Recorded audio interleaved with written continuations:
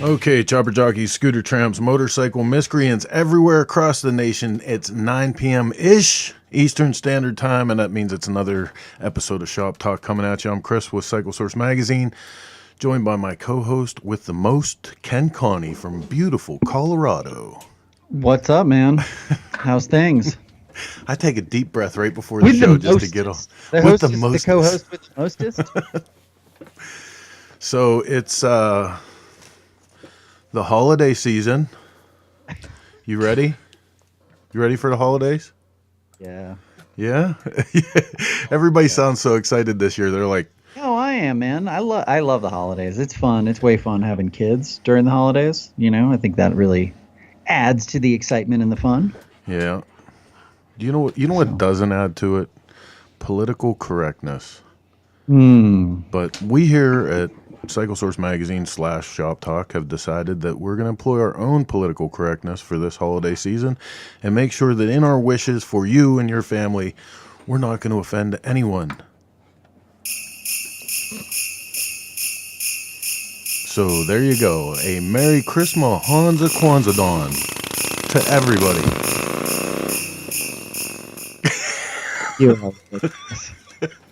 I feel like you don't have time to do that stuff, but you make time to do that stuff.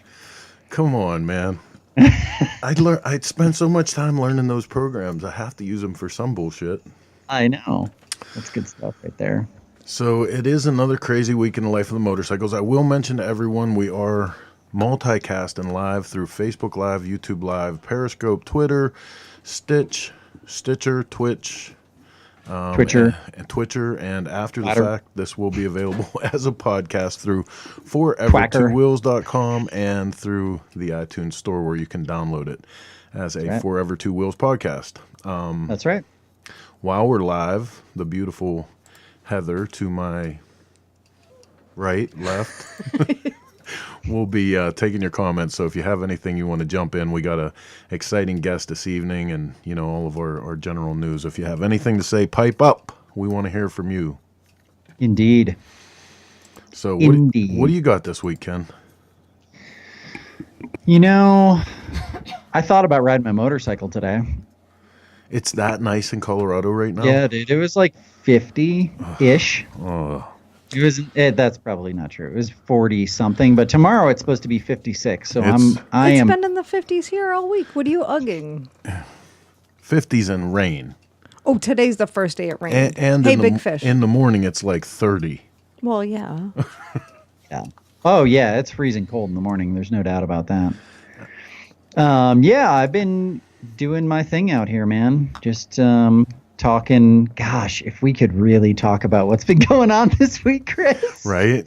And Chris and I have had a lot of conversations this week. We'll just leave it at that. Isn't that's how we started Shop Talk, right? Was the conversations that we have once a week, and we said, man, we should take this stuff to Facebook and like let other people in on this conversation. But some things can't be said.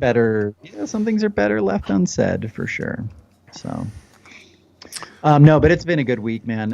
You know, I always enjoy the time that I get to spend with you and Heather on the phone talking about the business and what makes Cycle Source tick, etc. So, well, in the motorcycle industry in general too. I mean, this is as tense as it is right now with everybody trying to get their footing with the industry.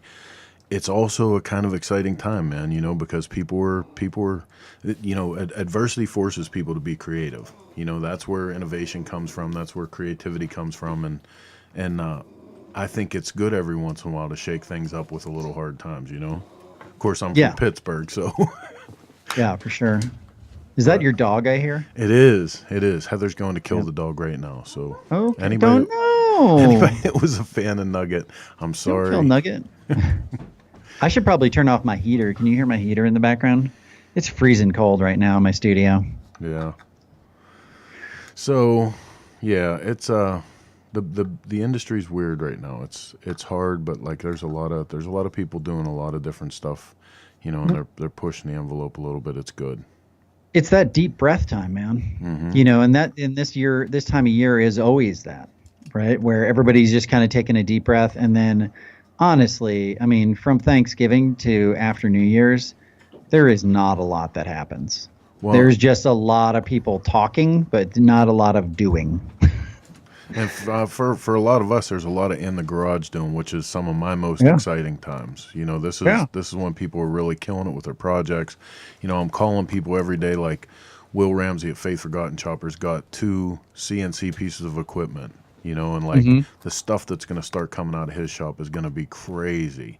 So Nice. all those different things, you know, starting to monitor what's going to be happening and who's working on what. That's my favorite part of winter. Yeah, for sure. But you know, the industry in general, where we're at, that's leads us to the guest that we're going to have on tonight, and that's going to be some spirited conversation, I would imagine, from his perspective. Yeah, I mean, Peter is a guy that you've known probably a lot longer than I have, but I got the pleasure to go on the CVO ride with him this summer, and just a really, really well-read, really well-educated moto journalist. And we talked about, I think we talked about everything except for motorcycles, to be honest with you. Right on. But yeah, I'm excited to talk to him about motorcycles today. He's got a wealth of knowledge. He's the editor at large for Cycle World magazine, worked for them, gosh, I don't know, for forever. And then also Road and Track. He's got several books out there, and just I think has a really good, different perspective than you and I. You know, I was actually surprised about that, man. Getting ready for the show, I was looking at his library of offerings as far as his books. I didn't know he had that many. Yeah. And I think a lot of them are compilations of his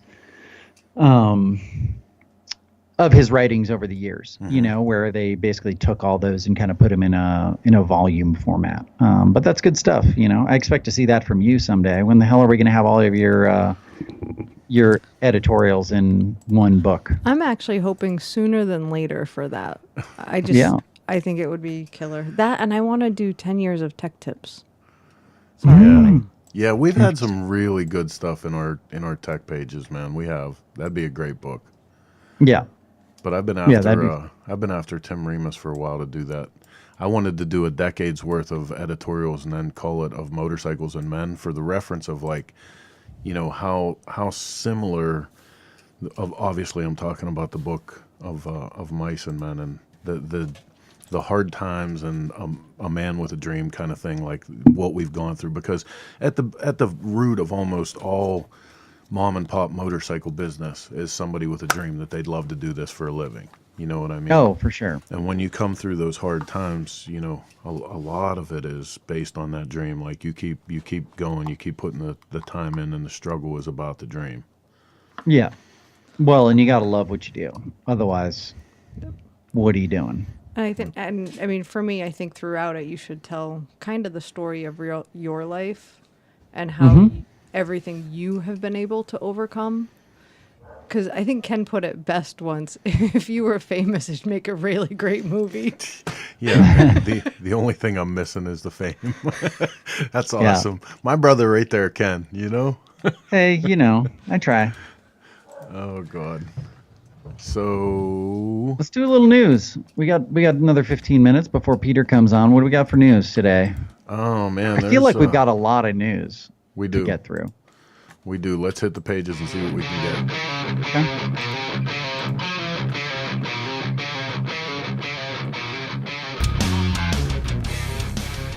First up in the news. So last week we kind of ended the show with a loose commentary about the Motorcycle Riders Foundation and their triumph in the federal government with a new piece of legislation that was going to combat profiling.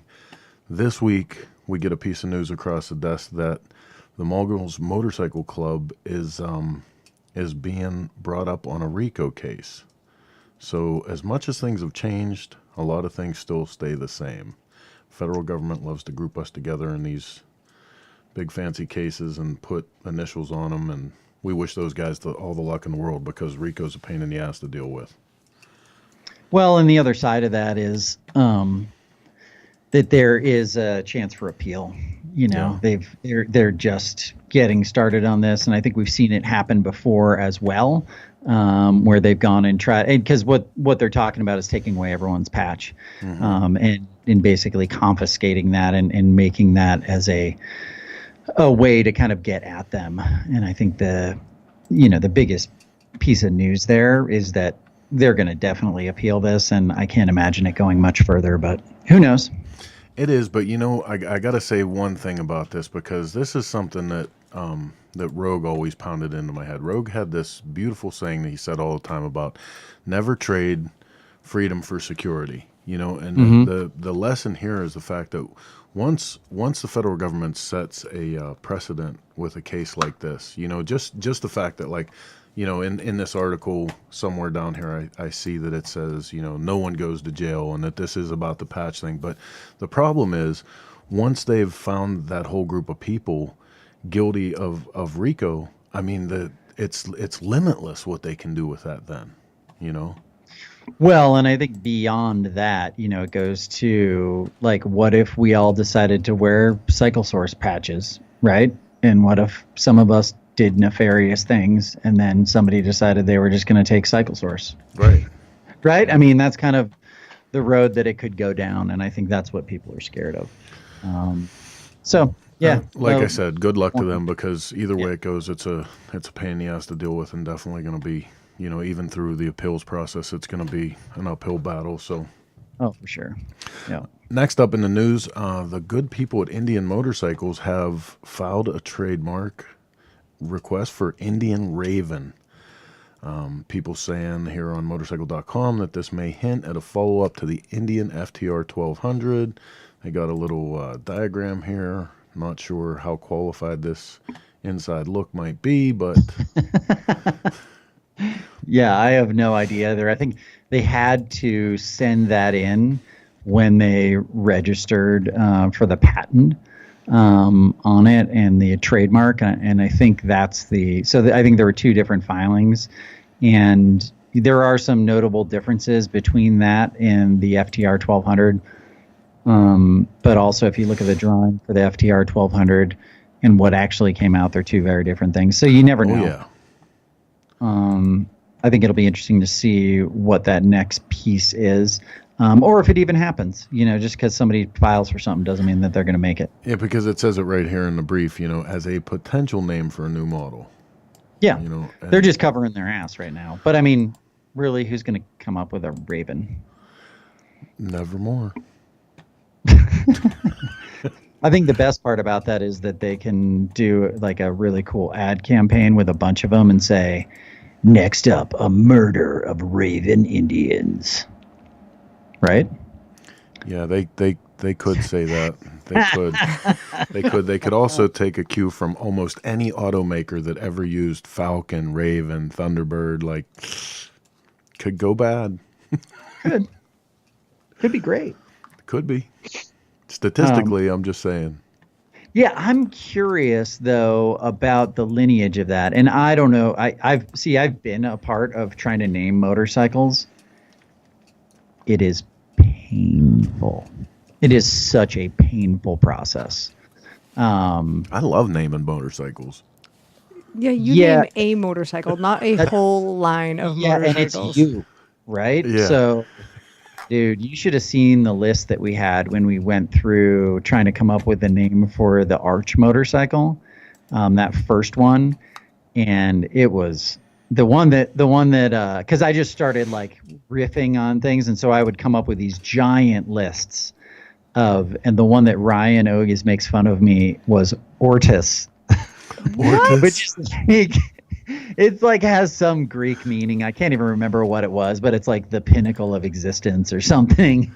And he's like, Ortis? Really? And I was like, but the meaning, and yeah. He came up with Okay then. Yeah. So like Chris will say, okay, we're going to build a motorcycle. And the first thing he does is name it. He has a name and then he builds the bike around the name. Mm-hmm. Yep.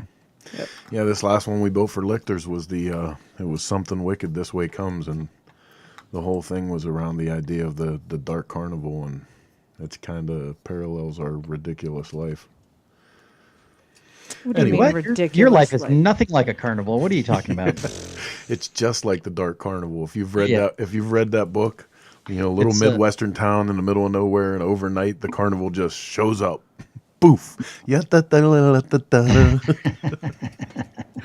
It's just like our life. Yeah. Okay, so moving forward All right. on two wheels, our 2018 motorcycle technology roundup. 2018, I feel like, was a concept year. There are some crazy concepts in there, right? Right?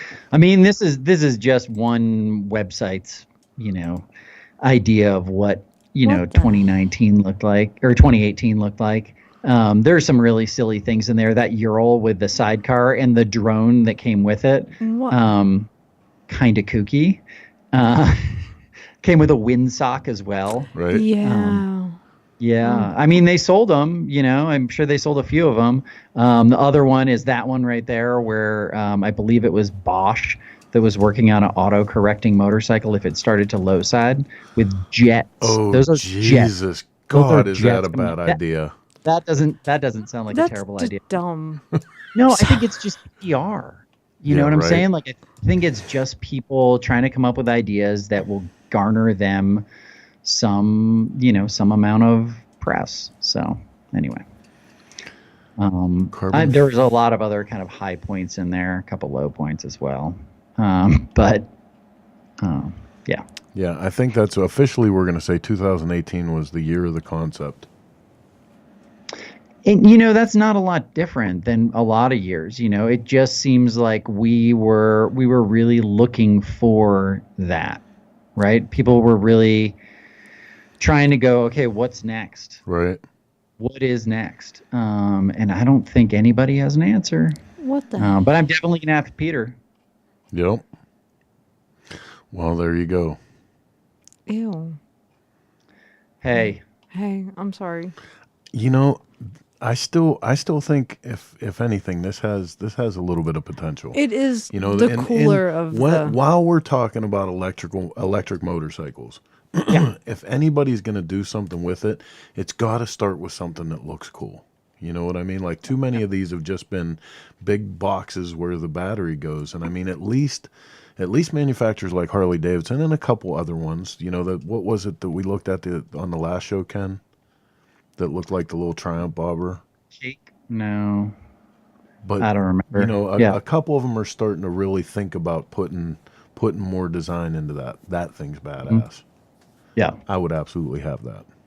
And what's funny about that is that that particular concept came from a bunch of GoFundMes, years ago, where people would kind of adapt an electric motor to a mountain bike, like to a downhill mountain bike. That was where the first kind of concept came from, and then it's just grown from there. I remember Kirk Taylor 10 years ago coming to me and being like, "Hey, electric bicycles, man," and I was like, "Whatever, dude, that's never going to be a thing." And him being like, "No, man, I think this is really going to be," and it was before its time. I'm sure he's still working with that guy, and it's probably a huge company now. But yeah. Yeah, I think there's going to be something to it, but like I said, it's going to have to, the functionality of it is going to have to meet the design parameters at one point or another to really get people interested.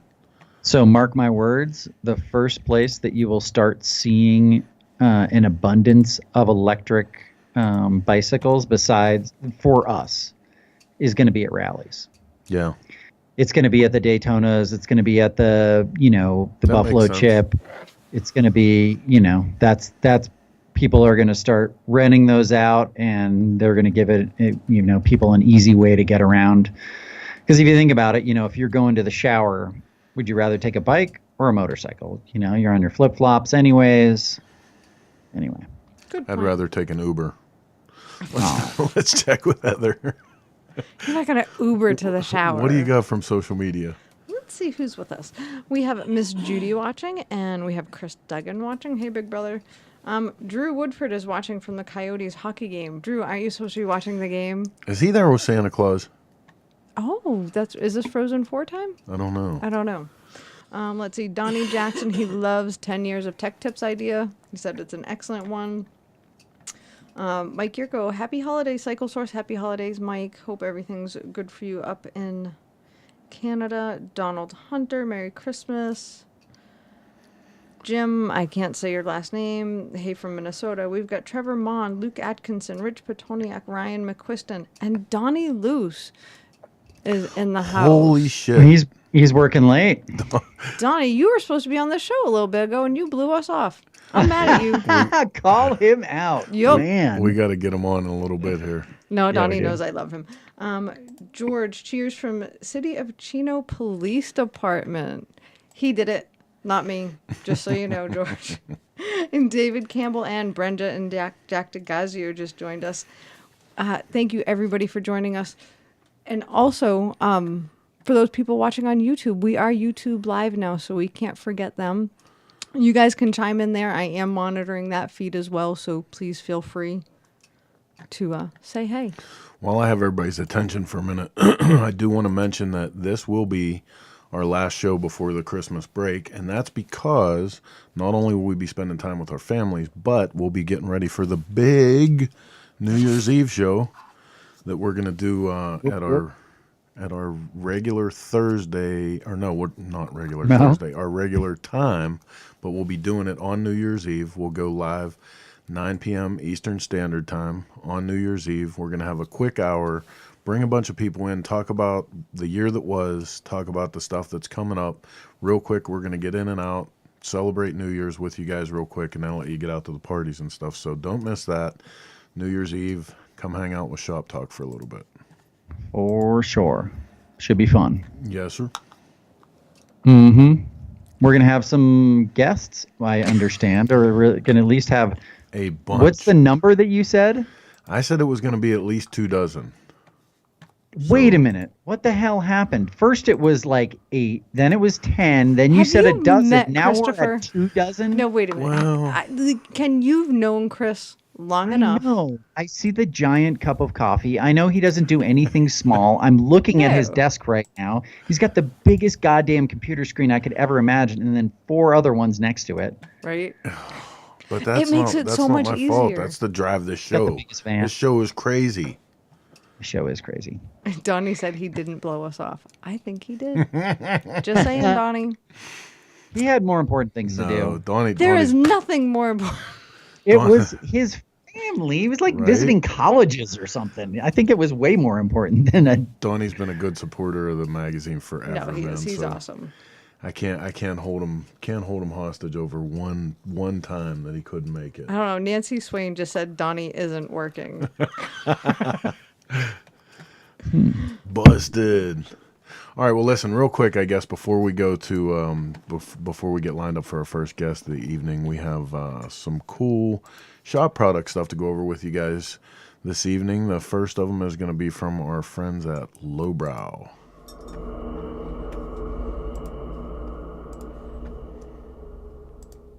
Hey, it's Tyler with Lowbrow Customs. It's Thursday, so we decided to get a big boom lift and take this set of our WX gas tanks for Harley Davidsons, throw it off and see how they fare. We'll see how tough these tanks are.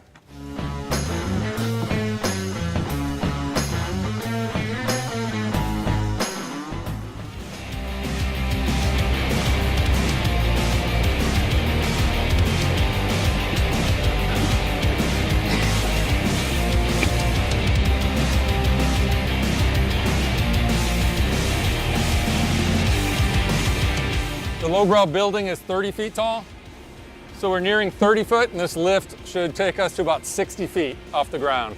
And we're going to drop this onto the concrete.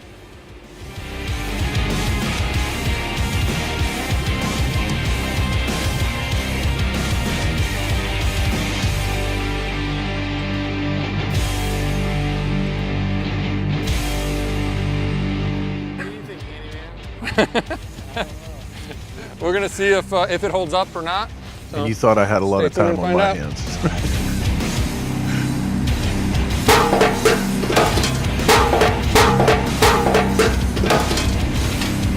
That's pretty good.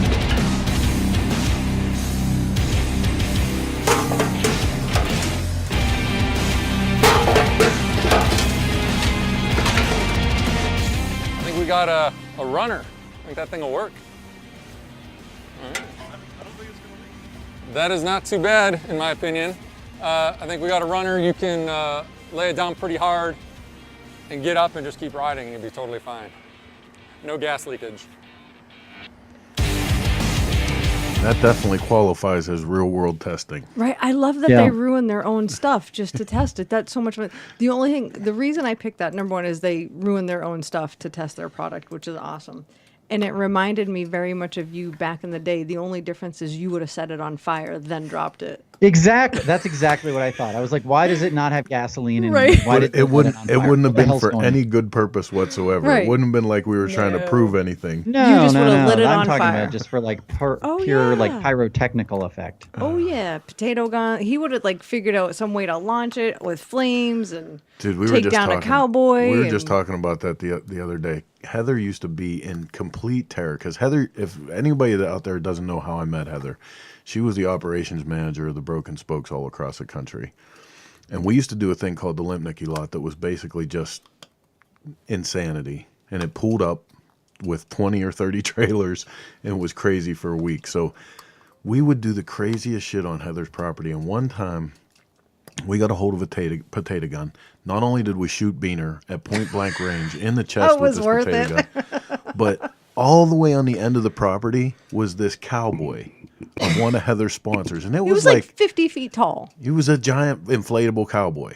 So we get set up like army men, like we're playing army men, and three of us are holding the potato gun like a bazooka, and one guy's in the back, and he's giving us altitude and longitude and latitude.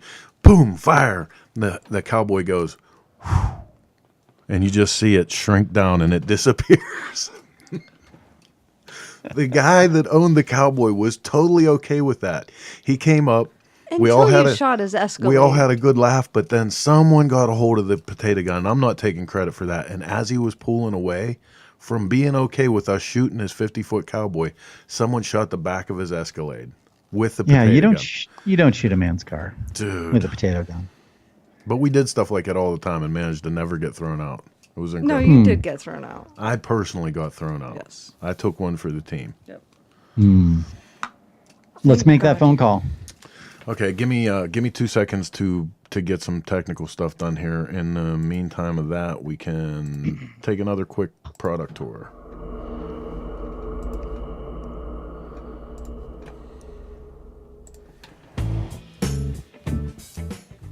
JJ from SNS. I want to talk to you about our chain tensioners. If I've been to your store, you've already seen these.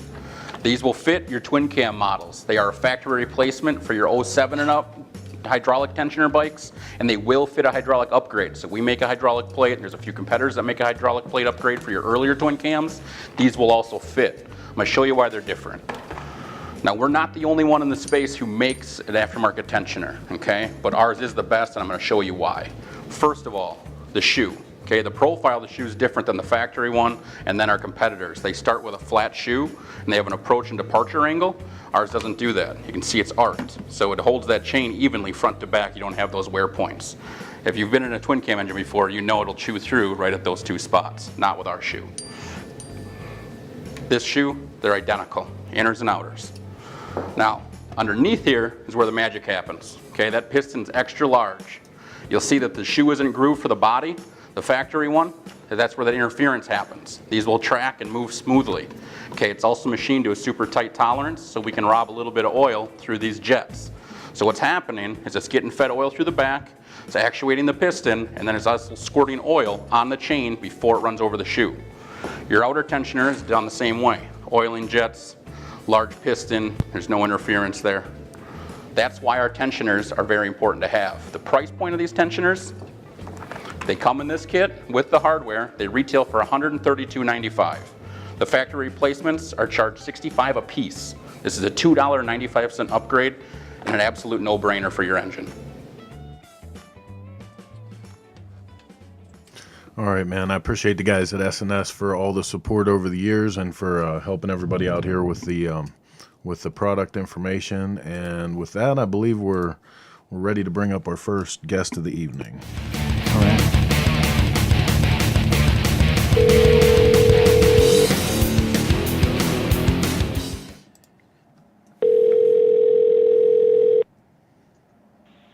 Hello. Peter, how are you, sir? You're on the phone with Chris and Ken. Hi, Ken. Hi, Chris. Howdy. How's it going? It's good, man. It's good. We're Very super well. excited to talk to you tonight. I'm glad you called. I've been waiting for your call. I apologize. We're a couple minutes late. We always run on ish time. Yeah, I know. I understand.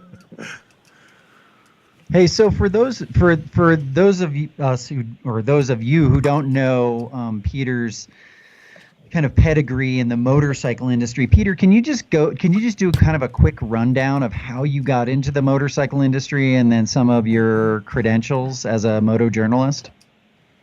Well, I've worked for Cycle World magazine since 1980, and I started freelancing for the magazine in the late 70s. I think I sold them my first story in 1977.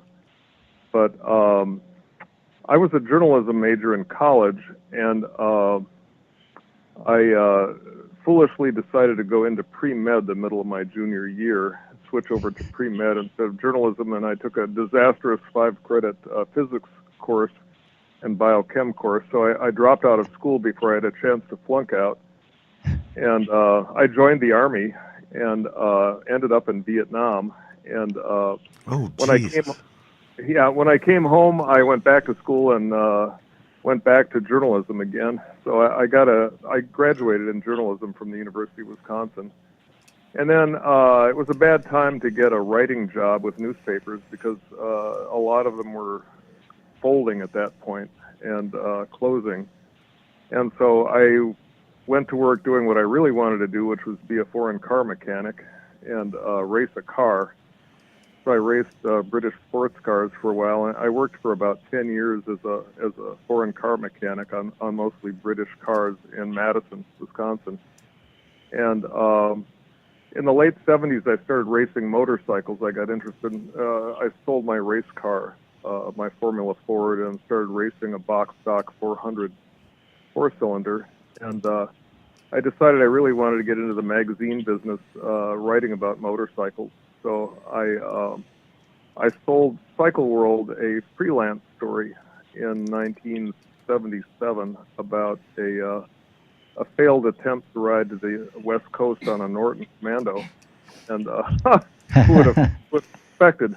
And anyway, they liked the story and encouraged me to write a couple more. And finally, I hit the magazine up for a job, and they hired me in 1980. And so my wife Barbara and I moved out to California, to the Newport Beach area, and I worked there full time for 3 years. And then the editor, Alan Girdler, moved on, and I was offered a job with Road and Track magazine, writing about cars, which I had some experience with cars and racing.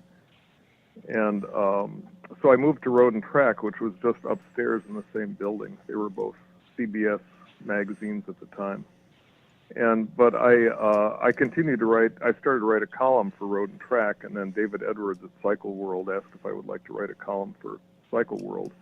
So I've stayed connected with both magazines over the years. But so I've worked for both of them for about 37 years. Right on. Now, in 1990, Barb and I decided we wanted to get out of the traffic in Southern California, and we moved back to Wisconsin and bought some property out in the country, in an old farmhouse, and that's where we live now. And but I continued to work for both magazines from home. So that's sort of the career, and if I haven't gone on too long. No, that's good, great. man. Now, wasn't back in the early days of the motorcycle publications, wasn't it the thing that quite a few people that were racers ended up being the guys that were actually writing the columns? Yeah, I think you were saying the guys who raced. Yeah. Yeah, I think. Well, you had to do quite a bit of testing at the magazines. They all had fairly small staffs, so you had 5 or 6 people putting out the magazine. So you had to be kind of a jack of all trades. I had to do a lot of photography. I had to measure the bikes and weigh them. And for a while there, I was cover boy. I was on the cover of every Cycle World magazine or every other cover for about a year. Going through a corner somewhere. on a country road in California. And then sometimes I would write the road test, and we spent a lot of time up at Willow Springs in California testing the bikes. Yeah. And John Ulrich, who worked for Cycle World, was a very good rider and very fast. And he did our drag strip testing. He was really good at wringing out a fast time. And but we all road raced on the weekend. I mean, we would have our own bikes and sometimes take a test bike that was supposed to be raceable and race it in a box stock class to see how it handled. And so I did, for about 3 or 4 years, I did quite a bit of racing with AFM in California, just amateur stuff with AFM in California. So, but it helped to get a job on the magazine if you could also take it out and ride the bike hard. And of course, there were people on the staff. Ron Grivey was our dirt bike editor when I got there, and he was a great desert rider. And I had almost no experience riding off-road at the time. And the staff took me out to the desert and took me on the ride of my life, where I kind of beat myself to death for a day, falling down, and finally got the picture and got better at it. But Nice. yeah, with Cycle World, we had Jimmy Lewis at one point on the staff, and he's a world-class off-roader who's raced in Paris-Dakar and Baja and so on. And I've never had that magic where I could just do anything with a dirt bike. I've just been I'm always in awe. a Always in awe a of those journeyman guys. survivor, but I still like riding in the dirt. So. Yeah, what is your favorite kind of riding? I mean, I know you get on a lot of motorcycles, and you've obviously kind of run the gamut. But is there something that you particularly like to go out and ride? Is it a country road, on a old Norton, or you prefer to be on the track? What is it these days? Well, I think I'm almost 71 years old, and I think I've decided not to do track days anymore. I had a Ducati 996 a few years back, and I enjoyed getting out and doing track days at Road America and Grattan, Michigan, and so on. But about 3 years ago, I had a pretty good dirt bike crash in Wyoming on a single track trail, and managed to get multiple breaks in my ribs and also break my foot. The bike kind of catapulted in the air and landed on my foot just after I had high-sided and slammed into a boulder with my ribs. So I decided that I spent the summer in a lazy boy chair kind of looking at the ceiling, and I decided that I really didn't need to lose too many more summers doing that kind of thing. So I've gotten a little bit more in a survivalist mode. But I do have plans next summer. I would like to ride to Alaska. Yeah. My wife and I took an inside passage cruise this summer to Alaska and took a couple train trips into the interior. And I just fell in love with the place. And I said, I've got to come back here on a motorcycle. And so right now I'm sort of gathering equipment, and I'm looking at what kind of bike I might want to take up there on a trip from Wisconsin to Alaska. And I've got 3 bikes right now, and none of them is exactly the right bike. I've got a DR650 that could probably make it, but it might be a little bit overtaxed, crossing Canada. But Peter, honestly, I've ridden in 49 states, and my trip to Alaska, that was the trip of a lifetime. Like going through the western province of Canada and coming down through the Denali National Forest, it was the ride of a lifetime. That is the one ride that everyone should set that on their list. I'm glad. Yeah, I hear that a lot, and I'm glad to hear that because I'm pretty hot to get back there. We took a train trip when we got off the ship from Whittier, which is just south of Anchorage, and we went up to Denali for a couple of days and stayed at a lodge there and went to Talkeetna, and I watched the mountain climbing movie for climbers who were going to Denali. I used to go mountain climbing and rock climbing, and so that got it's like every form of enthusiasm got fired up being in Alaska. I like sailboats, and I'm looking at sailboats, and I like climbing, and I'm looking at Denali, and then I'm looking at the roads and thinking I've got to come back here on a motorcycle. And so it was kind of a wonderful wake-up call to go up there and think about all these things. But well, I want to go back. I was surprised how good a lot of the roads are. Everything we hear about Alaska is very often based on the Haul Road or the Dalton Highway from Fairbanks up to Dead Horse and Prudhoe Bay. Mm-hmm. But that is really one difficult road in Alaska. You know, it's a trucker road. But a lot of the roads we saw south of there in Alaska are, they're like Colorado roads with even more mountain scenery and landscape. So, well, I'll tell you seriously from experience, the Alaskan Highway, a good 30% of that road is everything that everyone ever tells you. Like they use two different fluorescent paints, a green and an orange fluorescent paint. And the green ones are the bumps that they want you to see them ahead of time. They're dips that you can navigate through pretty easily. The orange ones will literally throw you off the motorcycle off the road. Like and that's no joke. And there's parts on the Alaskan Highway that you'll come up to a sign and the road will be nice and smooth, like you said, like a Colorado road. And you'll be trucking along 50, 60 miles an hour, and there will be a sign that says pavement ends. And brother, I mean to tell you, it ends right at that sign. Right there. Yeah. It goes into 2-inch soft, loamy, loose pack. Mm-hmm. It's crazy. Yeah, we're just sitting around tonight. We've got some company for the Christmas season. My brother-in-law, Joel, is here with Barb's sister and Mary Jo, and they did a camper trip through Alaska this summer, and that's exactly what he said. He said it isn't so much the condition of the roads; it's the frost heaves and the discontinuities. He said when it changes from one mode to the other, he said it'll take the suspension off the truck if you're going too fast. Yep. And he said you really got to, just exactly what you said, you really got to watch the changes in the road more than the road almost. But which is why I'm kind of looking at something a little light and maneuverable. Friends of mine are great fans of, like, the big adventure tours, the GSs and the big KTMs and so on. And sure. I've got a Buell Ulysses that's about 10 years old, but it's still in very good shape. Nice. But that bike seems too big to me if I really got in road construction, or especially wet roads with mud and potholes and so on. I think I'm looking for something sort of maybe a little bigger than the DR, but maybe I'll end up taking that. Mm-hmm. I've also looked at the Africa Twin. That interests me a little bit because it's not quite as heavy. And I've heard really good things about that from people who are on them. Mm-hmm.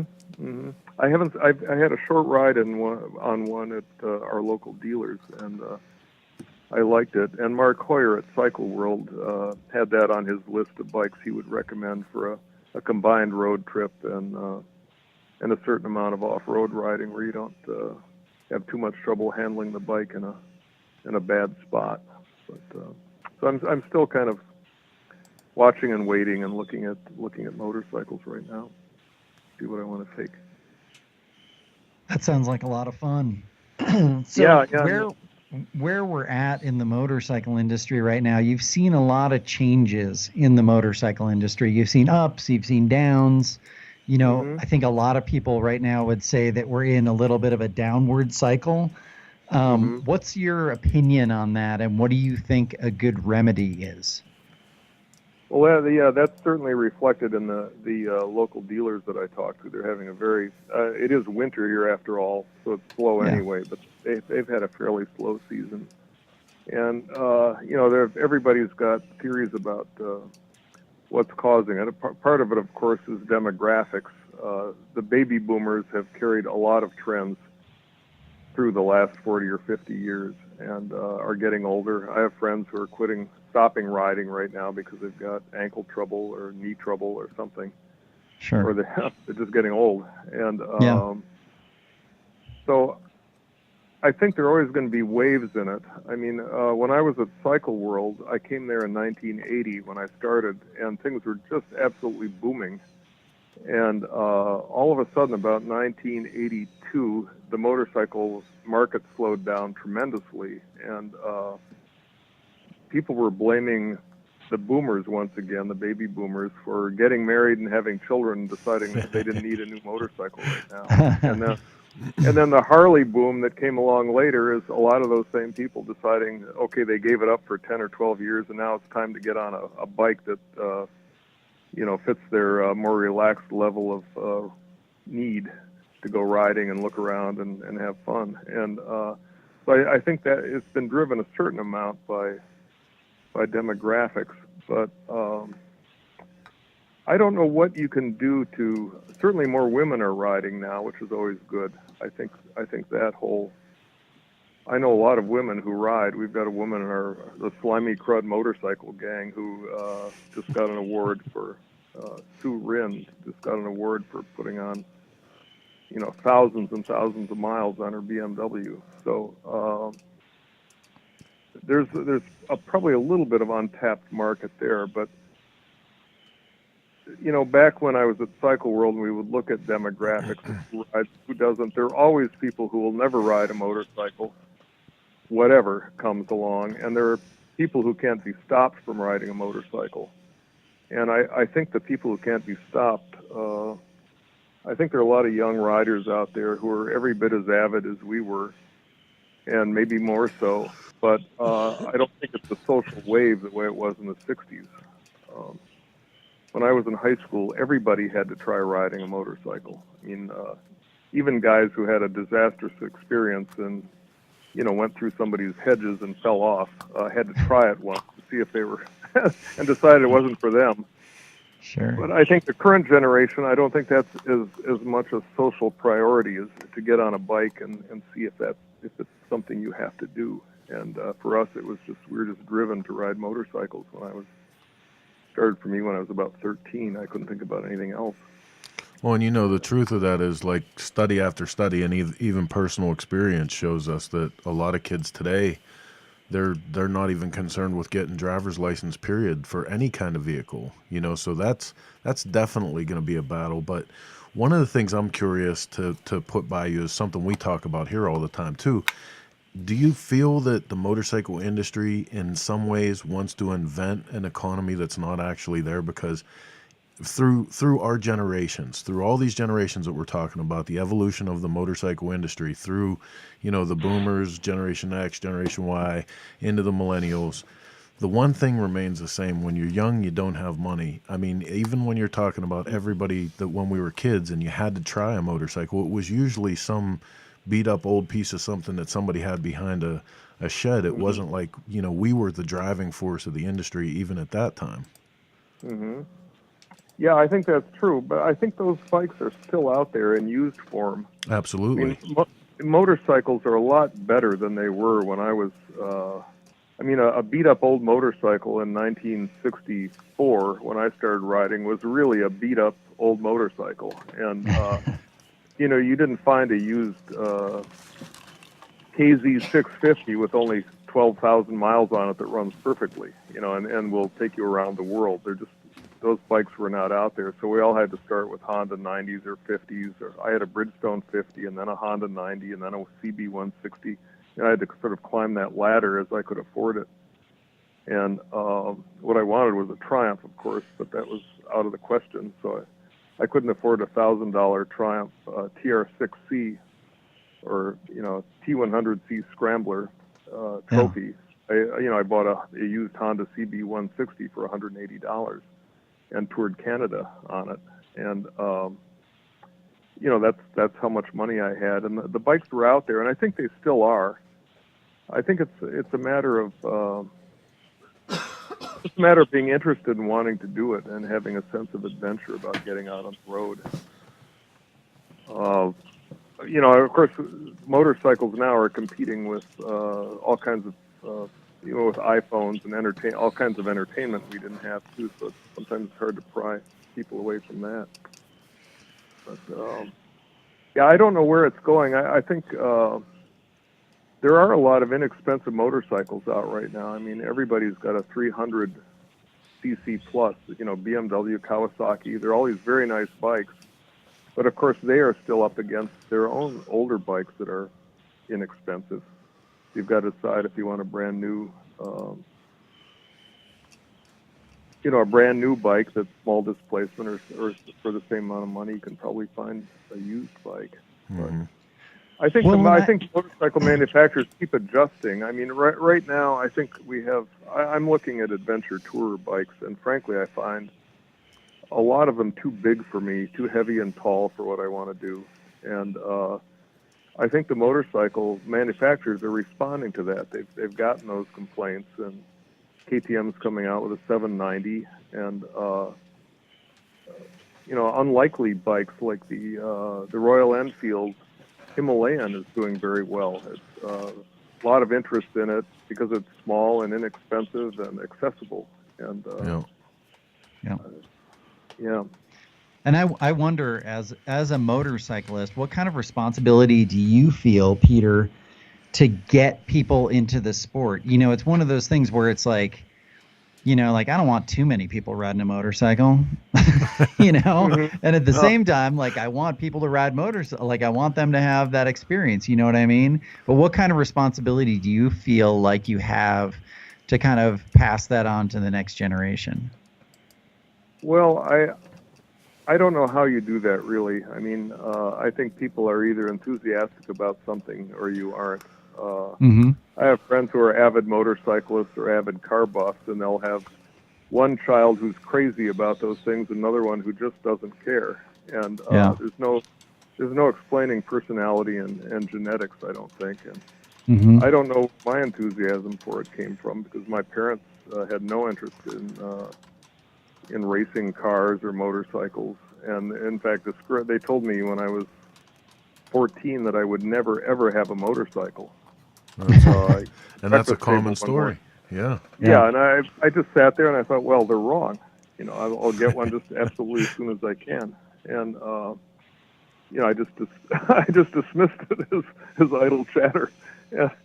So I think if you want to do something, you just do it, and you can't be stopped. And I don't know how you engender that in people, really, other than, I mean, I can share my enthusiasm by writing about it, and maybe somebody will look at it and say, that would be a nice trip, or I like that bike too. But I think the interest has to be there to start out with. Well, that's one of the things that we talk about all the time too, is to borrow a quote from my buddy Pat Jansen. The real thing to do right now, and I mean, outreach is great, getting the new rider initiatives, everything, that's fantastic. But what we really need to do right now is reach down and reinvigorate the core. Because if we're having a good time and we're having fun doing what we do, the people that are accepting of that are going to notice it. And that's where it came from for me. I looked around at a bunch of guys having a ball on motorcycles, and I wanted in on that. Yeah, same here. I have friends who are still very active riders and so on, and I've been talking about going to Alaska next summer, and all of a sudden I've got several friends who sort of perked up and said, maybe I should do that. Yeah. And so I think sometimes it is contagious if one has an idea. I'm probably going to down to either Baja or Copper Canyon in Mexico this winter, because my good friend Pat Donnelly, who's in our garage band, just bought himself an RV, a 24-foot Itasca used, and he wants to take it down probably to Baja or maybe into Chihuahua province or something, and pull a trailer down. And he's got a dirt bike and or a dual sport bike and a Triumph, and we'll probably just I'll probably take the DR and load it on the trailer and go down there. But I mean, as soon as he says I'd like to go down to Baja this winter and camp out somewhere and go riding, I mean, a light goes on in my brain, and I just say yes, of course. So I think it is. I think there is a certain contagion with wanting to ride and take trips and so on. It certainly helps invigorate people. So you just mentioned that garage band. One of the pictures that keeps circulating while you're talking here is you with it looks like an old Les Paul in your hand playing. Yeah, it could be. I've got a Les Paul and a Gibson ES335 and a Strat. I love electric guitars and blues and rock and roll. And we've got a garage band that gets together not as often as we would like, but on Sundays and we play. One corner so of my awesome. workshop is a band corner. I've got a permanent PA system in there and a set of drums. And, That's so awesome. Yeah, we have a lot of fun. We aren't very good, but we're loud. That's So great, we have man. a good time. That's great. And oddly enough, at one point with the band, this was about 10 years ago, we realized that there were 6 people in the band and only one of them did not have a Ducati. And that wasn't by design. It was just happening. And right now there are only about 3. There are still 3 motorcyclists in the band, so that's a good sign still. Nice. So I want to go back for a second and talk. You mentioned a little while ago here that you had done a track day on Road America, and it made me immediately jealous. I've ridden some really, really cool tracks in the United States. I've ridden VIR and, I've ridden an Infineon and like some great tracks, but man, Road America, I would kill to ride on that track. Yeah, that's a beautiful track. It's that's kind of my home track in a way. I grew up about 120 miles, something like that, from Elkhart Lake. And as soon as I discovered sports cars and motorcycles and that whole world, my friend Pat Donnelly, who has just bought the motorhome, was a high school buddy of mine, and we talked his dad into driving us to Elkhart Lake. And so I've been going there since 1962. Nice. And but I love the track, and I raced cars there for quite a few years. I raced Formula Fords and Formula Continentals with SCCA. And it's always been my favorite track because it's a long track. It's just over 4 miles, and as I like to say, when you finish one lap, you feel like you've been somewhere, Yeah. and you're off on another lap. It's a beautiful place too. It's in the Kettle Moraine region of Wisconsin, which is very hilly and scenic, and has a lot of ups and downs and interesting corners and long, fast straightaway. What's the name of the bar that everybody goes to during the races? There's like one spot in town that there's an old lodge kind of hotel called Sipkins in Elkhart Lake. Yeah. And they've got a little basement hideaway bar down in the in the lower floor that is full of great old racing pictures, and it was always a gathering spot for the racing crowd, the pro crowd, when they would get done for the race weekend. You probably know a lot of the history that surrounds why that track was ever put there. Well, yeah, it was. It started out as a road course, and Elkhart Lake, the little village of Elkhart Lake, is very scenic, and it has some nice old hotels, and it was sort of a summer getaway spot for fairly wealthy families from Milwaukee. The Paps and the Elines, all these brewing families used to go up there, and their families would get off the train with their steamer trunks and so on, and spend part of the summer at Elkhart Lake. And so those were the same people like Augie Pabst, who was a great car racer, who looked around Elkhart Lake and they said, we should start there's some beautiful roads around here. We should put together a road circuit like Watkins Glen did. And they raced through the streets and in the surrounding countryside for a couple of years in the 50s, and then they got the financing together, sold stock, and built the track, because they realized that racing through the middle of town was probably not going to last forever. And so yeah, there's a good history there of racing families and just history of road racing in general. Chris, it sounds like you and I need to take a road trip. Oh, listen, I've been this summer. I've been. That's one of my. I used to go there. I was privileged for a while that I got to do some photography of like AMA Superbike and stuff, and I got to that track a few times. And man, I can't imagine what it's like to ride on that track because, like he said, it's a very interesting track. You know, the elevation changes and the cool layout that the natural landscape provides for that track is incredible. Yeah, it is, and it's got some nice long straightaways too. So you actually get to sit back for, like I raced a couple of years ago. I'd always wanted to go to Watkins Glen. I had a vintage Formula Ford, and I took it there, and I loved that track. But I thought this is really a busy track. There's no rest. You're always going from one curve into another, and then you have to think all the time. And Elkhart Lake has three fairly long straightaways where you sort of get to sit back for a minute and take stock of where you are and what you're doing, and then it gets interesting again. You come into a wooded section or go up over a hill, and so it's just, I think it's got a very nice pace as a racetrack. So, Peter, real quick, a couple of our viewers now have some comments for you. One wanted to go back and thank you for your service. And then we have Rob Nussbaum from Retro Cycle wanted to let you know how much he loved when his Cycle World magazines would show up, and the first thing he would do was go to your column. And he especially liked it in the winter when you would write about the bikes and music and your dreams. And he gives a lot of props, and he's very appreciative for you coming on the show and sharing some of your stories with everybody. Well, that's very nice. Thank you very much. I really appreciate that. Well, it's a long winter here, so we have to keep the fires stoked by thinking about bikes and what we're going to do in the summer. Absolutely. So along those lines, we don't want to keep you too long here, but can you talk about maybe a favorite ride that you've done? Like, what was the bike? Where were you? What was, kind of what was going on? What was going on, in your mind? That sort of stuff. Oh boy, I've had a couple of good trips with Cycle World.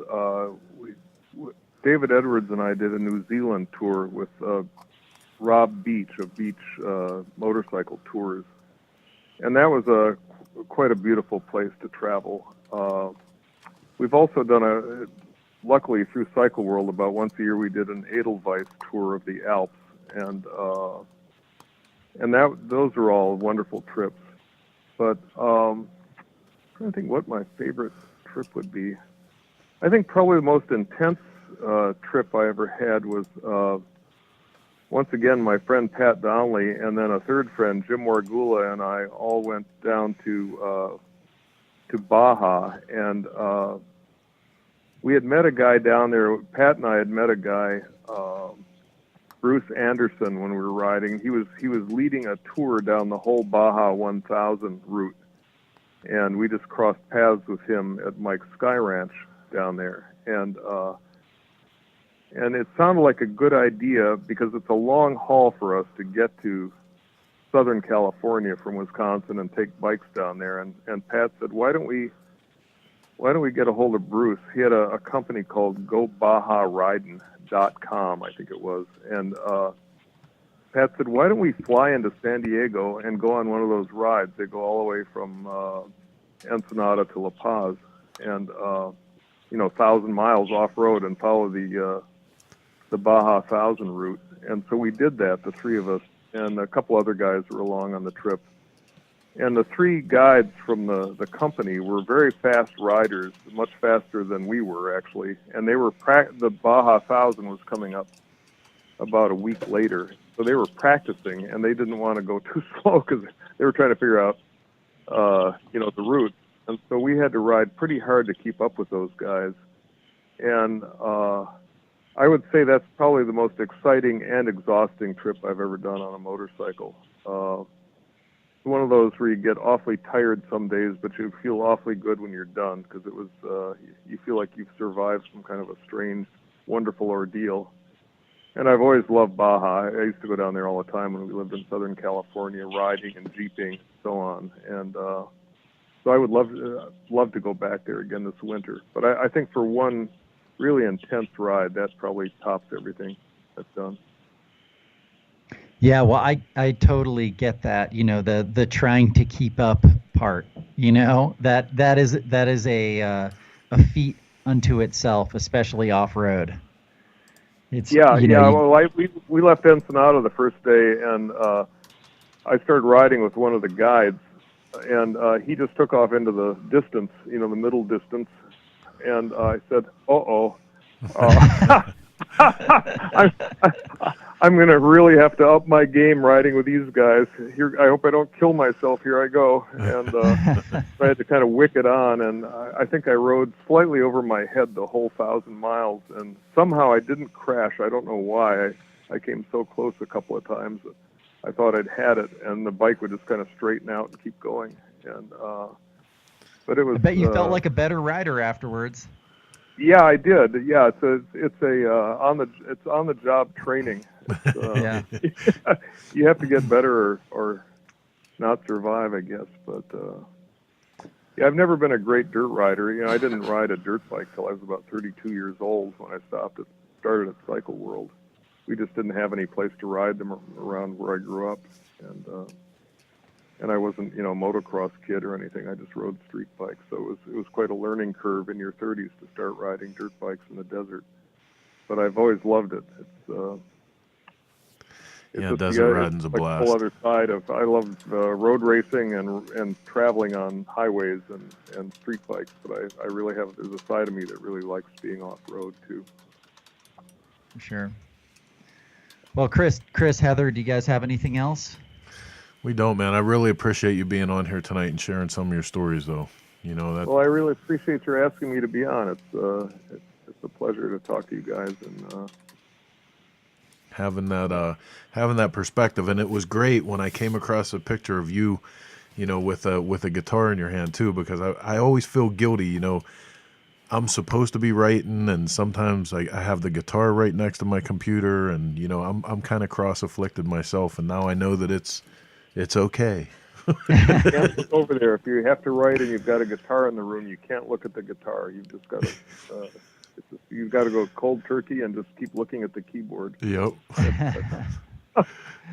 Right on. Well, I hope our paths cross again soon, Peter. And we so. really appreciate you coming on. You guys are in Fort Collins, right? I am. Chris is in Pittsburgh. Yeah. Okay. Yeah, I get to Fort Collins about twice a year. My good friend Mike Moseman is there, and we go riding up the Poudre Canyon all the time. And right on. The schoolhouse. You let me know. What's that? Just let me know. I'm around. Okay. Okay.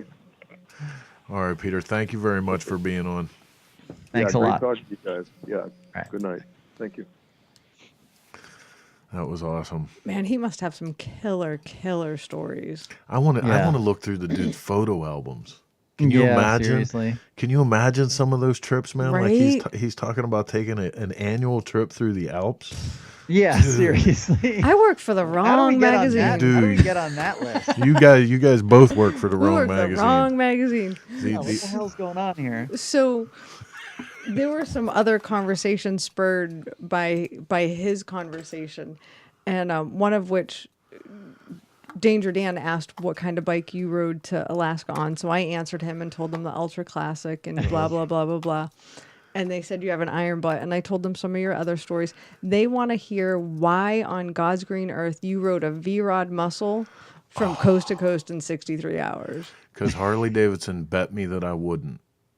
And and that's really it. And I'll tell you the truth, like it started off because when I was a younger man and a lot more headstrong than I am now, I used to bust the other magazine guys' balls about how much they did or didn't ride. And, I rode everywhere. The way that I got to my first Harley press launch was I found out where they were going to be, and without an invitation, I just showed up. I rode my bike there and said, look, it's easier for me to ride all 15 of your new bikes right now here and get your photographer to take pictures of me doing it than for me to go one at a time to my local dealer and get 15 bikes. So how about help a brother out? So I totally crashed their shit. Well, it leads me to go into actual Harley press releases where we get to ride the new bikes. And this one was at Infineon Raceway. They just came out with the V-Rod muscle, and Harley was so proud of that. They took us on the drag strip out there, and we were ripping 12-second quarter miles, which, I mean, for a manufactured bike, it was pretty good times. But I said to them at a table, I was like, what you guys really need to do with this V-Rod engine is put it on a touring chassis. At the time, I think it was redlining at like 14,000 RPMs. It ran cool. It was, it was best at higher RPMs and going fast. And it got into a conversation about you can't ride those things across the country. And I said, you absolutely can. And I made a big deal out of it. And about that time, they were trying to get this motorcycle into a crate and shipped to the East Coast for something. So I opened up my big stupid mouth trying to make fun of everybody. I said, look at you, all of you guys here, Motorcycle Magazine people, and no one's going to ride this bike to the East Coast for Harley. And Paul James heard me from Harley Davidson, and he whipped the keys on the table. He said, there's smart ass, go ahead, ride it. And I went, wow, all my stuff's here. I got my bag and my camera gear. He goes, and UPS will have it at your house tomorrow. He said, you want to ride the bike? You want to take it across the country? Go ahead. I literally walked out the door from lunch, from riding that bike on the racetrack, and went 62 hours, 63 hours, coast to coast on a V-Rod muscle, and laid on the side of the road. When I would want to sleep, I'd crash for an hour. I'd tie my shoelace to the bike, and I'd just lay beside it, man. It was crazy. So I got a nice plaque from Harley and everything, but I did it on a bet. That's the story. Yeah. So, I'm sticking to it. What issue is that in, Chris? That was Oh, God. a bit ago. Rob Nussbaum, again, Nussbaum, sorry, Rob, again, Retrocycle. He has band practice at Retrocycle too, so Nice. Nice. That's great. awesome. And then Barclay Smashy says it blows his mind how many motorcycle people also play Yeah. music, play guitar, whatever it may be. Which may lead us to an announcement in the first part of this year. Oh, that would be so awesome. I'm so excited. A couple people have also chimed in. Joe Sparrow, they would like to see on here. He's probably got Yes. some killer stories. Oh, They'd love to sure. see Pat and Chris Simmons. Absolutely. Oh yeah. We had Chris on A long podcast, form. yeah. Yeah. Yeah, I had her on long form, but yeah, we should totally have her on, especially talking about Cannonball and all that stuff. For sure. I love that people are starting to give us suggestions. Yeah. It's Because we exciting. need We're them. in. We need them. Yeah, we're kind of dumb sometimes. Hey, Right? Ken, I we think she all was have talking our about dumb- me. I mean, Ken. I was She's- more talking about me, but hey, if you want to class yourself there,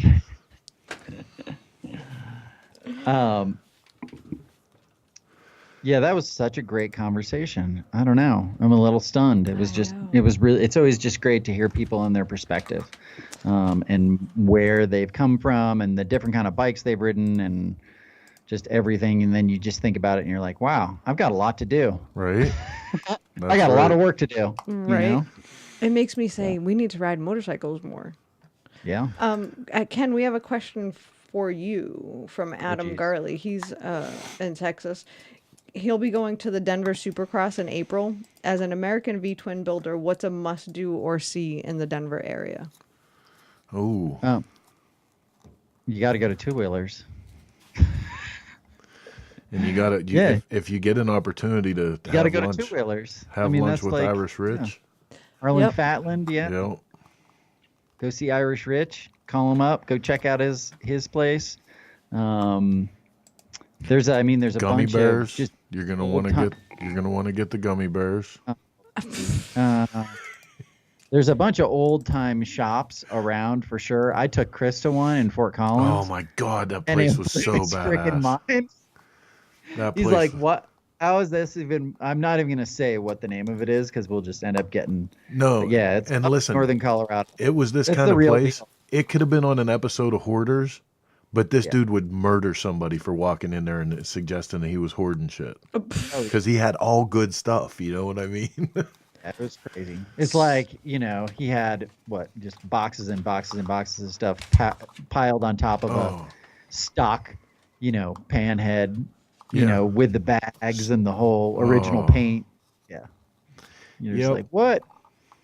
So, Anthony Robinson, who, by the way, we just got hot off the press today, Wait, is watching us. Wait a minute.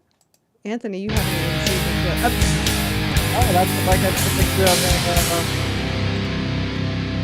it. Like I took a picture about it, Chopperfest. yep. So, anyway, Unknowing. Anthony says, Pat Leahy would be a great guest Pat too. Leahy would be awesome. Absolutely. Yeah, we got to spend a little bit of time with him this year at the Lone Star Rally. Hey, speaking of Pats, what about Pat Kennedy? Yeah. Dude, that would be. I don't even. Is he alive? You know who would know how to get a hold of him is Jay Allen. Dude, I remember when I first started looking into bikes and custom bikes, and it was like Pat Kennedy was everywhere. Oh yeah. Like it was the thing. Anyway. We also have a request for Gloria, Miss Gloria. We should have her on. We and really should. You know, that's going to be, maybe we'll talk about that for the New Year's show, because that'll be part of our year in review stuff. I think it'd be great to have a video of her on. Like, Yep. It'd be great to just sit down with her, the two of us. I think she would do a lot better than just on the phone. Yep. She's awesome. So one more quick product thing. Hang on. Here we go. Products. Better be good.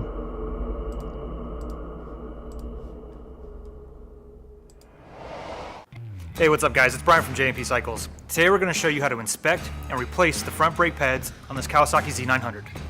First, we're going to want to remove the wheel speed sensor and the 2 caliper bolts.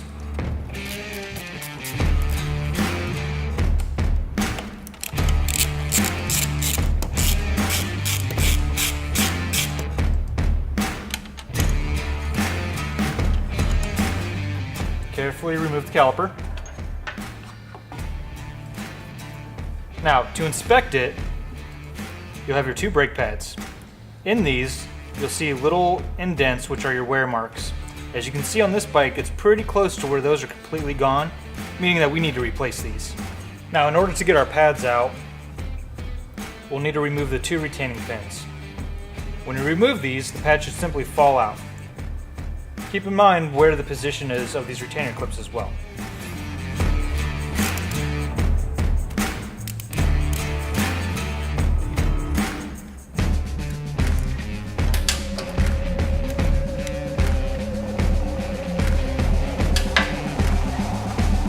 With both pins out, the pads will simply fall out.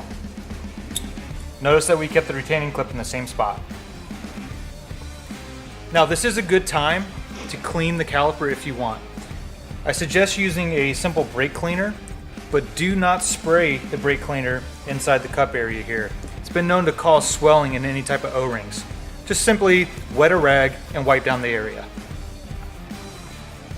For this, we're going to replace the stock pads with EBC. EBC makes a great variety of both OEM replacement and high performance pads. These are the Double H, so Double H usually comes on super sports or for those guys wanting to do some more track or aggressive riding. Now, since these pads are brand new and they're going to be a little bit thicker, we need to create a little bit of space so that they refit back onto the rotor. In here, you have your plungers. These actually move in and out. We want to carefully, if you have a set of pliers to do this, great. If not, just use some type of flathead screwdriver and carefully push the plunger down. That's going to give you enough room for when you put the pad back in to slide back onto the caliper. Now that we've created some space, we can slide in our brake pads. When you slide in the pads, make sure they seat correctly in the retaining clip, and then insert the retaining pin.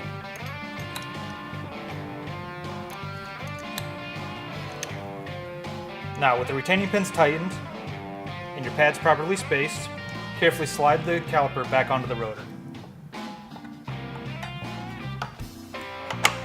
First try. Finish by reinstalling caliper bolts and tightening.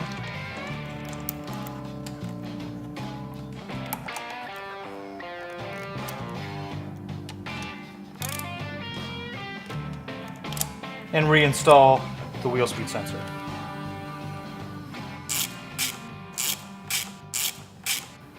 Now that we're all finished on this side, this is a dual disc setup, so we're going to go ahead and repeat the process on the other side. Now make sure when you finish this, give your brakes a good test before you go out on the first ride, and thanks for watching. Appreciate our guys over at JP Cycles sending us that video. They know that it's winter time and we're all in the garage, and those simple how-tos are welcome to a lot of the audience, and you can check more of them out through their social media, JP Cycles. And I had no idea you shouldn't just spray brake cleaner in there. So Yeah. that's good to know. Yep. Swells and makes gummy. Makes gummy. Yeah, that's no fun. But don't you? Every time I change brake pads, I always spin the wheel. That's like the first thing I do, right? To make sure that it actually will spin. Yeah. Isn't that what you do? I never really thought about it. No. I was like waiting for him to spin the wheel, make sure it spun. Anyway, all right. I guess I'm the only guy. Anybody out there spin the wheel after spin the wheel? Spin the wheel. Yeah. So hey, we got a lot of stuff still to get through in this hour. Let's do it. Nick up at Forever Two Wheels Maine is fast at work on his Hot Leathers flat tracker.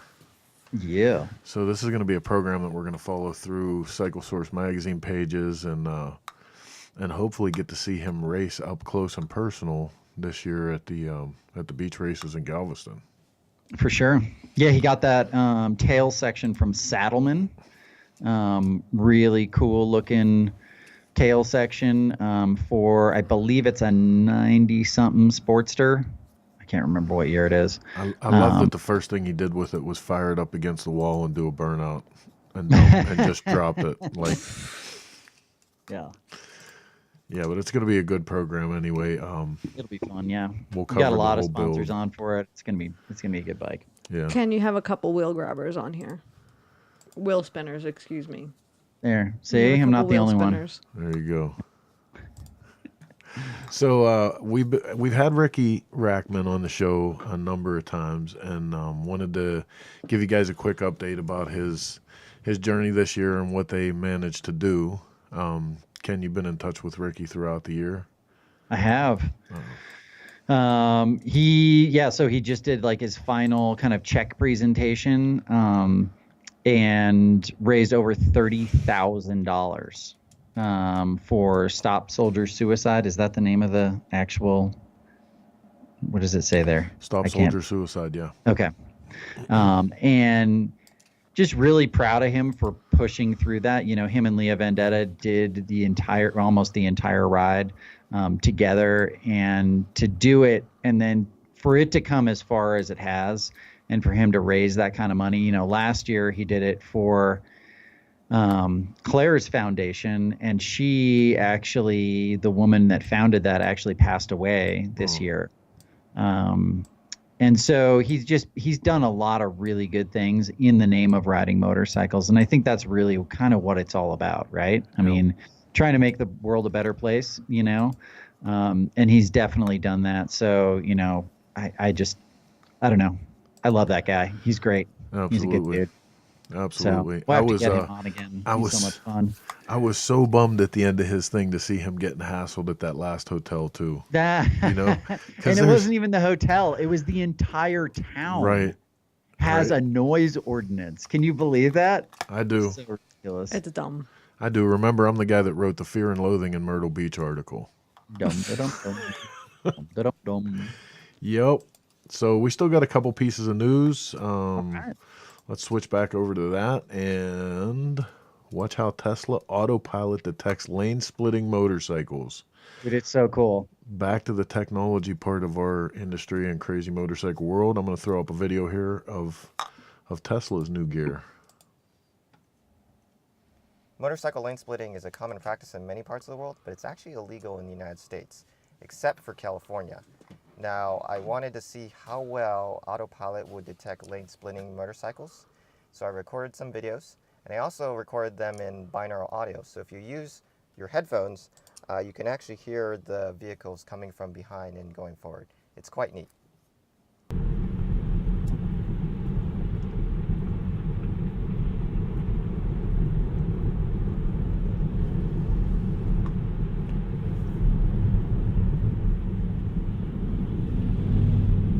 Wow. So yeah, right down there, dude.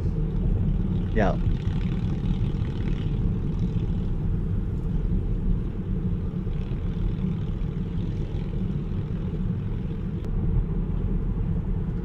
You know, I suppose this is useful in a bunch of different things, but I would definitely crash my car looking at that screen. Well, no, I think the thing is it's on autopilot. Like it's driving itself. Really? He has his hands on the wheel, but he's not doing anything. No. So that's really what he's demonstrating is that the car is actually smarter than a human. Well, Well, have you met some of the humans out there? What I just say, I'd for definitely sure. crash my car. Well, the thing that's fascinating by, because you and I have both split lanes in California, right? Uh-huh. And also have driven in California, and it can be really harrowing driving there and not like when you're not dude. used to it and you don't remember, and then there's a motorcycle suddenly like flying by you. Yeah. It's freaky, man. So So anyway, yeah, I just so- thought it was I've been on a bike once splitting lanes in California, and the only way I could do it, your eyes closed. no, filming. I was filming, so as long as I watched the camera, I was okay. If I like actually watched the road, it was not okay. Tell me you were on like a chopper with like a 20 over front end and no front brake. No, it was on our honeymoon trip, so we were Okay. on the Ultra. So, speaking of things that I would probably crash, Lazarus teases transforming flying motorcycle with jet turbines in its wheels. So Well, dumb. I don't Dude, this is so dumb. Yeah, like I don't get it. I mean, it's not real, first of all, right? I mean, they show somebody riding it, Yeah. but it's not. It's all like VR. That's like Iron Man crap. Oh, totally. Yeah. Yeah, Like- it's bananas. Which would be great for Iron Man Right. because his So suit how is much indestructible. how much do you think the R&D and everything else? It's got to be Jesus well Christ. over $1 million, right? Yeah. Like I could think of such better things to do with that kind of money. I know, but you got to have people that are innovating, right? Got to have people that are pressing the envelope. I was just going to say, as Heather's saying she can think of better things to do with the money, I'm thinking about the fact that Richard Branson just proved that he can now take people into outer space. And there's actually, what was it, Like 600 people wait, like that have have already a paid ticket? for it. Yeah. Yeah. Can you imagine what that ticket cost? Ryan McQuiston says he rides you're that right. every day, that lane splitting, and he says it's like war. Yeah, baby, the 405. Anybody that's splitting on the 405, God bless. Yeah, for sure. Crazy. God bless. So, Anthony Robinson said that last thing you showed was intergalactic thunder bananas. Yeah, it was. Somebody's been smoking some Thunder banana peels, I feel like. Right? Triumph in the news this week with the release of their 2019 Scrambler 1200 XE. And Ken, where did they do this release? Oh, in Portugal. And by the way, I wasn't invited. And wait, Bunch of I'm going to put you BS. up on the video real quick, Ken. How do you feel about that? Little BS. Anyways, couldn't be a nicer guy than what we've got up there, though. Nick DeCina from Ultimate Motorcycling gives kind of the rundown. He always does like kind of a top 10, quick rundown of the bike. It looks. I'm excited to get on that bike because it's actually got the thing that I always complained about with Triumph is kind of it was just a little underpowered. Yeah. And so to get on a 1200. Well, and what it says here, too. Except for the speed triple. Okay. We're going to make some exceptions. But I'm talking about like their traditional kind of twins have been pretty underpowered. And so I think it'll be really fun to get on this bike. I can't wait to do Dude, it. and this is the thing right here. The Thruxton R's engine is the starting point. Yeah. Yeah, Yeah, that's it, man. I mean, in that bike, we did a Thruxton R when I was at Sucker Punch, and that bike was a blast to ride. Yeah. So, yeah. Yeah, Good so times. there it is, man. Get out and check it out. I'm sure. Real It'll quick, be out in 2019. Miss Gloria just joined us. Oh, Hi, nice. Gloria. Merry Christmas. Yeah. Gloria, we want to get set up with a Skype call with you and Ken and myself and do an interview for the program. If you're interested in that, let us know. And congratulations. We will be in touch. Her book was I'm gonna let one cat out of the bag for a year in review. Media release of the year. Media release of the year. Nice her job. self-titled Gloria. I mean, it was the coolest thing because she did the rally tour with that book this year. Yeah. I think Oh, yeah. she's, Gloria, you're 92, right? I think she's 90. She was at every rally, every event, doing book signings, and the lines of people waiting for How her could to they sign not? this book was just so wonderful to see. The only reason you wouldn't stand in that line is if you're a communist. And you hate puppies. Exactly. Right? Yep. Oh, agreed. Anyway. But it was so heartwarming and so amazing to see people stand there for her. She absolutely deserves it. She's great. She's great. So, What else we got? I think it's about it for this week, man. Is that it? All Yep. right. All right. We had a couple things come in late, didn't we? Or we already I covered think we those? already covered No, them. you got them, man. Yeah. So No, there was one, but I wasn't sure whether you guys wanted to include it or not. Okay. just real quick, we want to remind everybody we will not be on next Thursday. We are going to take a little break for the Christmas holiday, but we will be back on New Year's Eve at 9 p.m. New Year's Eve from 9 till 10. We're going to do a quick hour show. Wish you guys all Happy New Year. We're going to have our year in review where we're just going to talk about stuff that went on that was cool. The year in review issue of Cycle Source magazine is out on the newsstands now. We can announce a bunch of the winners, and then we're going to have a reported 24 guests on to tell you things that they have coming up for the year. So that's going to make Ken crazy. Sweet baby Jesus. Oh my God. But until then, one more time, I want to remind you guys that it's Merry Christmas Hana Kwanzaa Dawn